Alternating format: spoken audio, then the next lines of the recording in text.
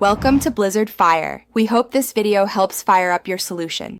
You start by making sure the Google Drive app is installed and you're signed in. This avoids permission prompts later. Next, open the shared Drive link. Use Safari if the Drive app doesn't prompt automatically. Once the image preview appears, tap it to load the full resolution file so you don't save a thumbnail. Make sure the image finishes loading. If it's large, give it a few seconds so the file you save is the full quality version. Now download the photo. In the Google Drive app, tap the three-dot menu and choose Download. The file will move to Files and Photos. In Safari, long press the image and select Add to Photos to save directly. Make sure you grant Photos access when iOS asks, because without permission the save will fail silently.